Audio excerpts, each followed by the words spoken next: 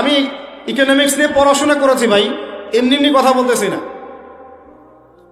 অনলাইনে যারা আপনাদেরকে এইসব তালগোল মার্কা কথাবার্তা বুঝায়, যে কাগজের টাকা নিয়ে উল্টাপাল্টা কথা বলছে, ইলেকট্রনিক মানি নিয়ে উল্টাপাল্টা কথা বলতেছে, বিটকয়েন ক্রিপ্টোকারেন্সি নিয়ে কথা বলতেছে উল্টাপাল্টা, ভাই এগুলো আমরা জেনে বুঝে কথা বলতেছি, জেনে বুঝে পড়াশোনা করে এগুলোর উপর আমরা থিসিস করেছি ইউনিভার্সিটিতে, এগুলোর উপরেই। এমনি এমনি কথা বলতেছি না যে পেপার মানি আপনার পকেটে, আমার পকেটে যেটা আছে আপনার পকেটেও সেটাই আছে, এর ভিতরেও সুদ আছে। ইলেকট্রনিক মানি যেগুলো আমরা ইউজ করতেছি এগুলোর ভিতরেও সুদ আছে, অল্প হোক আর বেশি হোক। এর সামনে আসবে বিটকয়েন, ওইটার মধ্যে সুদের ভিতর উপর সুদ, তার উপর আসতেছে একটা সিস্টেম যেটা অলরেডি কয়েকটা কান্ট্রিতে অ্যাপ্লাই হয়ে গেছে, চায়নায়, উত্তর কোরিয়া, দক্ষিণ কোরিয়া ইত্যাদি কান্ট্রিতে। এটা হলো ক্যাশলেস সোসাইটি, মানে কোনো ক্যাশই থাকবে না সোসাইটির মধ্যে, ডিজিট থাকবে, খালি ডিজিট। মানে আপনি বলতে পারবেন না যে আমার 1 লক্ষ টাকা আছে, যদি বলি 1 লক্ষ টাকা আছে, টাকাটা আমার হাতে দেন দেখি, আপনি হাতে দিতে পারবেন না, দেওয়ার মতো কিছু নাই। ওইটা আপনার ডিজিটে থাকবে, নাম্বারে, ফিগারে, 1 লাখ এটা ফিগার। ইতিহাসে এমন কোনো কারেন্সি আসে নাই যেটা ধরাও যায় না, ছোঁয়াও যায় না, পকেটেও রাখা যায় না। এটা আসতেছে সামনে। যারা বুঝে না এগুলা, আমরা আক্রমণাত্মক কথা বলতে চাচ্ছি না, আল্লাহ পাক তাদেরকে হেদায়েত দান করুন। যারা বুঝে না তারা মনে করতে পারে এগুলো হচ্ছে ভবিষ্যৎবাণী, আদতে এইগুলা বর্তমান বিশ্বে চলতেছে, আমাদের সে সম্পর্কে জ্ঞান নাই। আমরা অনেকেই ক্যাশলেস সোসাইটি প্রতিষ্ঠার চেষ্টা করতেছি, এটার মধ্যে যতটুকু কল্যাণ আছে না তার চেয়ে বেশি অকল্যাণ আছে। যখন আমরা একটা জিনিস চালু হয়ে যায় তখন সবাই কিন্তু প্রতিবাদ করি না। সমস্যা হচ্ছে আমরা সমস্যা আসলে শুরুতে বোঝার মতো ওই নূর, বাসিরা, হিকমা আমাদের এখনো পয়দা হয়নি। যখন শেষে গিয়ে একদম কুলে, কি বলে ওটাকে, মাঝপথে গিয়ে যখন দড়িয়ে যখন নৌকা ডোবা শুরু করে তখন আমাদের হুঁশ ফিরে, আরে কি হচ্ছে। তো আল্লাহ পাক আমাদেরকে বিজয় দিবেন এটা প্রতিশ্রুতি দিয়েছেন, যে একটা নিয়ে কথা বলতে গেলে ভিতরে চলে গেছে। আমার সমস্যা এটাই, আলোচনা করতে গেলে একটু বেশি ভিতরে চলে যাই, পরে আর বেরোতে পারি। আপনারা কি আলোচনা বুঝতে পারতেছেন? আল্লাহ পাক আমাদেরকে প্রতিশ্রুতি দিয়েছেন যে তোমরা দুশ্চিন্তাগ্রস্ত হয়েও না, তোমরা টেনশন করো না, ভয় পেও না, হীনবল হয়েও না, আনতুমুল আ'লাউনা, তোমরাই বিজয়ী হবে এই দুনিয়াতে এবং আখিরাতে, তোমরাই বিজয়ী হবে ইন কুনতুম মুমিনিন, যদি প্রকৃতপক্ষে মুমিন হয়ে থাকো। আমাকে বলেন, যারা আজান শুনেও নামাজে যায় না এরা কি মুমিন? বলেন। আপনি মনে করছেন আমি জুমার নামাজ তো পড়ি, ঈদের নামাজ তো পড়ি। এমনও হতভাগা মানুষ আছে পৃথিবীতে যাদের নামাজ প্রথমবার তারা নামাজ পড়ে জানাজার নামাজ, আছে না ভাই? আল্লাহ পাক আমাদের সবাইকে 5 ওয়াক্ত নামাজি হওয়ার তৌফিক দান করেন, এবং কাজা নামাজ অনেকের আছে, আল্লাহ পাক সেগুলো আদায় করার তৌফিক দান করেন। আপনারা যখন হজ উমরা সফরে যাবেন বেশি বেশি সেখানে নামাজ পড়বেন, কারণ ওখানে 1 রাকাত নামাজ হারাম শরীফে পড়লে 1 লক্ষ রাকাতের নেকি হয়, আর মদিনা মুনাওয়ারায় পড়লে, মানে হারামে পড়লে 1000 নেকি হয়। আর এই দুইটা আমরা খুব ভালো জানি, মিম্বরে আলোচনা হয় খুব, মাশাআল্লাহ, তাই না? তো নসিহত হচ্ছে ওখানে গিয়ে আমরা বেশি বেশি নামাজ পড়বো, নফল নামাজ, ঠিক আছে? কাজা নামাজগুলোও হিসেব করে আদায় করার চেষ্টা করবো ইনশাআল্লাহ। তবে হাদিসে আরেকটা জায়গা আছে, ওইটা আমরা ভুলে গেছি। আরও একটা মসজিদ আমাদের আছে ভাই, যেখানে 2 রাকাত নামাজ পড়লে জীবনের সব গুনাহ মাফ হয়ে যায়। ওইটা আমাদের পাঠ্যপুস্তকে নাই, আমাদের চেতনায় নাই, আলোচনায় নাই, মিম্বরে নাই, খুতবায় নাই। সেই মসজিদ কোথায়? ওই মসজিদ কি আমাদের না ইহুদিদের? কি মনে হয় আপনাদের? ওই আল-আকসা কি আমাদের না ওদের? ওইখানে 2 রাকাত নামাজ পড়লে, সফর করে 2 রাকাত নামাজ পড়লে জীবনের সব গুনাহ মাফ হয়ে যাবে। ওইখানে আমরা এখন ঢুকতে পারি না। কারো কোনো ফিকির আছে? ইয়াংদেরকে বলতেছি ভাই, লেকচারগুলো আমাদের বেশিরভাগই ইয়াংদের জন্য। যে এই যে সেলফি, এই শোডাউন, একজন বক্তাকে আপনি দেখতে চান, ইসলামী সেলিব্রিটিজম, এগুলো যে চালু করেছি আমরা, এইগুলো দিয়ে দিন আল্লাহর জমিনে কায়েম হবে না। এগুলো ভালোবাসা মহব্বতের নিদর্শন না। সত্যি সত্যি যদি আমাদেরকে আপনারা মহব্বত করে থাকেন, এমনভাবে নিজেকে গড়েন যাতে বাইতুল মুকাদ্দাস জয় করতে পারেন। ওই দিন বুঝবো যে আপনারা আমাদেরকে মহব্বত করেন, আমাদের কথা শুনেন, মানেন, বুঝেন। এমন একটা জামা আমাদেরকে করতে হবে যার একজন নেতা থাকবে, একটা নেতা, একদম সামি'না ওয়া আতা'না, শুনলাম মানলাম এমন নেতা। এত ইখতিলাফ, এত বিভক্তি চলবে না। মানে বিভক্তি ইখতিলাফ থাকতে পারে মাসলা মাসাইলের ব্যাপারে, ফিকহি ব্যাপারে, কিন্তু এই এত দলীয় বিভক্তি থাকা যাবে না। এক টেবিলে আলেমদেরকে বসতেই হবে। আলেমরা যদি এক টেবিলে না বসে ঐক্যের দৃষ্টান্ত স্থাপন না করতে পারে, জনগণ ঐক্যবদ্ধ হতে পারবে না। বাংলাদেশের সবচেয়ে বেশি দরকার এখন ওলামায়ে কেরামের ঐক্য।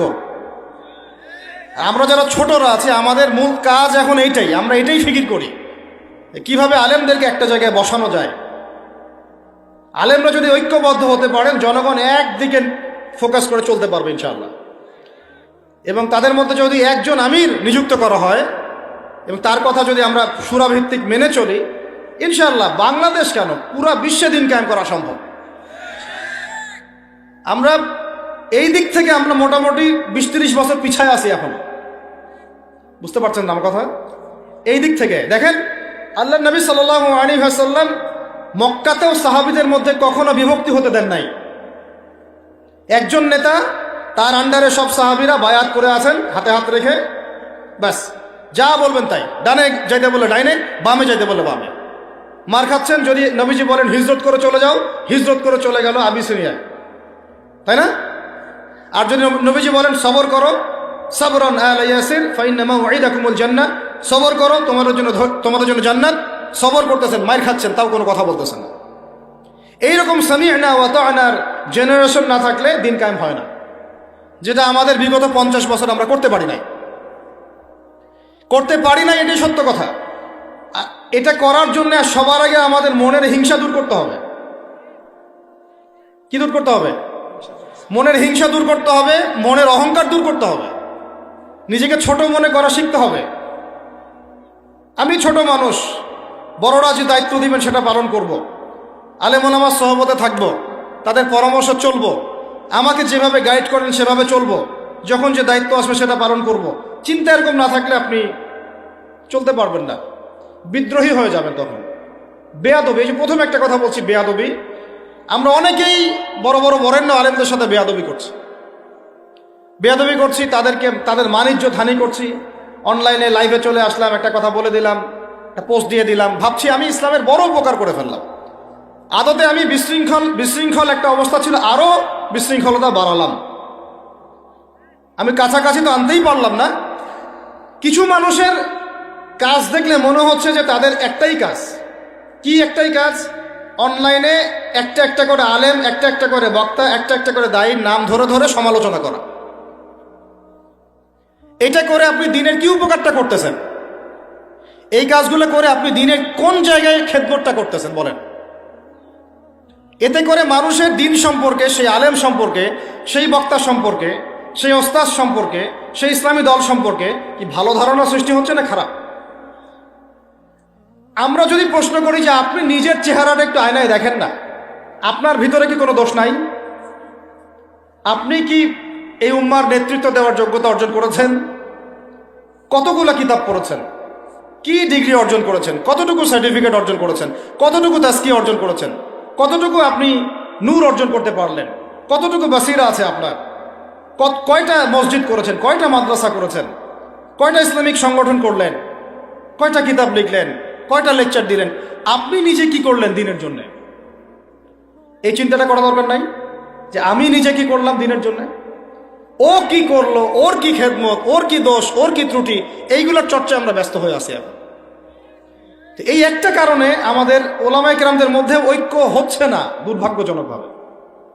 কারণ আমরা একটা শ্রেণী আলেমদের ইজ্জত ধোয়ার পিছনে লেগে গেছি।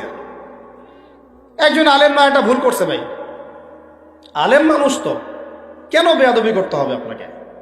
কেন আপনাকে একটা সেশন করতে হবে? কেন একটা এটা করতে হবে, সেইটা করতে হবে? চুপ করে থাকেন আপনি। পারলে তার সাথে আপনি পার্সোনালি দেখা করেন, তার কাছে যান, তার কথার পিছনের কারণটা খুঁজে বের করার চেষ্টা করেন। ইসলামের খেদমত এগুলো হচ্ছে না, তো ওইদিকে যেতে যাচ্ছি না। একটা রিকোয়েস্ট করবো আপনাদেরকে, যে আমরা সবাই একটা দায়িত্ব কাঁধে নেই, যে এই উম্মতকে বিজয়ী করার জন্য আমারও কিছু দায়িত্ব আছে। আপনার দায়িত্ব নেই ভাই? এখন আপনি আয়নার সামনে আজকে রাত্রে দাঁড়ায় অনেস্টলি সততার সাথে দাঁড়াবেন, দাঁড়ায় আপনার চেহারা আয়নায় দেখবেন, দেখে চিন্তা করবেন যে আসলে আমি আজ পর্যন্ত এই উম্মাকে কি দিয়েছি। বলেন তো কি বললাম ভাই? আয়নার সামনে দাঁড়ায় কি বলবেন? আমি আদনান, আমি আব্দুর রহমান, আমি আব্দুর রহিম, আমি অমুক, আমি তমুক, আমি ইসলামকে, উম্মাকে, আল্লাহকে, রাসূলকে কি দিয়েছি এই পর্যন্ত। যদি আপনার মনের মধ্যে সততা থাকে, জবাব ওই আয়নার তসবির আপনাকে দিয়ে দিবে। একটা উর্দু শের আছে যে চেহারে তো আকসর ধোকা দেতি হ্যায়, সচ তো আইনা বলতি হ্যায়। মানে চেহারা তো বেশিরভাগ সময় ধোকা দেয় মানুষকে, সত্য কথা বলে আয়নার প্রতিবিম্ব। তো আল্লাহর ওয়াস্তে নিজের আত্মসমালোচনা করি, আমরা উম্মাকে কি দিলাম এটার ফিকির করি। এখন যদি উত্তর আসে যে আমি অনেক দিয়েছি উম্মাকে, আমি একদম কামেল হয়ে গেছি, তাহলে বুঝবেন আপনার মধ্যে ইবলিসের চরিত্র আসছে। ইবলিসই বলতে পারে যে আমি সবার চেয়ে শ্রেষ্ঠ। ওই যে বলে নাই, আনা খায়রুম মিনহু, আমি আদমের চেয়ে শ্রেষ্ঠ। খলাকতানি মিন নার, আমাকে আগুন দিয়ে সৃষ্টি করেছেন। খলাকতাহু মিন তিন, তাকে মাটি দিয়ে সৃষ্টি করেছেন। এই কেবার যদি চলে আসে, বুঝবেন আপনি ধ্বংস হয়ে গেছে। ফেরাউন বলেছিল আনা রব্বুকুমুল আ'লা, আমি তোমাদের মহান রব। নাউযুবিল্লাহ। আর একজন আল্লাহর বান্দা খালি বলবে আল্লাহুম্মা ইজআলনি ফি আইনি সগীরা ওয়াজআলনি ফি আ'য়ুনিন নাসি কাবীরা। আল্লাহ তুমি আমাকে নিজের চোখে ছোট বানায় দাও, আর অন্য মানুষের চোখে আমাকে বড় বানায় দাও। আমিন। তো আত্মসমালোচনা করতে হবে কিনা ভাই?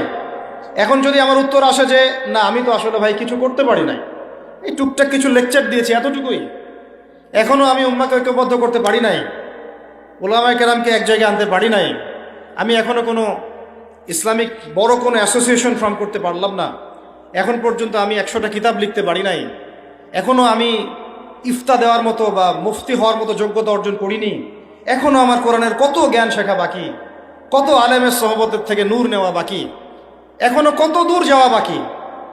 এই চিন্তাগুলো যদি মনের মধ্যে আসে, তখন দেখবেন রাতে আপনার ঘুম হারাম হয়ে গেছে। তখন আপনার প্রচেষ্টা চলবে ইনশাল্লাহ কিভাবে এগুলো আপনি অর্জন করতে পারবেন। ওই গুটি কয়েক মানুষকে দিয়ে দিন কায়েম হবে ইনশাল্লাহ। আমার কথায় রাগ করলেন নাকি? একটু মন খারাপ করলে আল্লাহ পাক ওই ওসিলায় যদি আপনাকে আবার দিনের দিকে নিয়ে আসেন, আমার লেকচার ওয়াজ করা সার্থক। একটু আঘাত পাইলে আমি খুশি হব। সরকার, প্রশাসন, জনগণ, আমাদের মা বোন, আপনারা, আমাদের পরের প্রজন্ম, কেউই আমাদের শত্রু না। আমাদের শত্রু বরং আমার বা আমাদের চেয়ে ভালো কোনো বন্ধুই নেই আপনাদের। আমার বা আমাদের চেয়ে ভালো কোনো বন্ধু নাই আপনাদের। যারা আছে এদের ব্যাপারে একটা স্টেটমেন্ট বলে দিই আমি, যে তুঝ জैसा दोस्त हो তো দুশ্মন কি কোই জরুরত নেই। ওইরকম বন্ধু যদি থাকে তাহলে দুশ্মনের কোনো দরকার হবে না। এই বিশ্বে যারা পশ্চিমাদেরকে বন্ধু বানাইছে ওদের কোনো দুশ্মনের দরকার নাই। একদম খোলামেলা বললেন, ইসরায়েলের সাথে যারা আতাত করেছে ওদের দুশ্মনের দরকার নাই। পশ্চিমা আমেরিকাদের সাথে যারা বন্ধুত্ব করে চলছে এদের দুশ্মনের কোনো দরকার নাই। দেখে নিন, এদের চরিত্র হচ্ছে এরা একটা মুখ নিয়ে আপনার সামনে আসবে, ওদের একটা স্বার্থ পিছনে থাকবে, ওই স্বার্থ উদ্ধার করার জন্য বন্ধুর বেশে আপনার সামনে আসবে। এরপর স্বার্থ উদ্ধার করা শেষ, আপনার গর্দান নামাই দিবে তারপরে।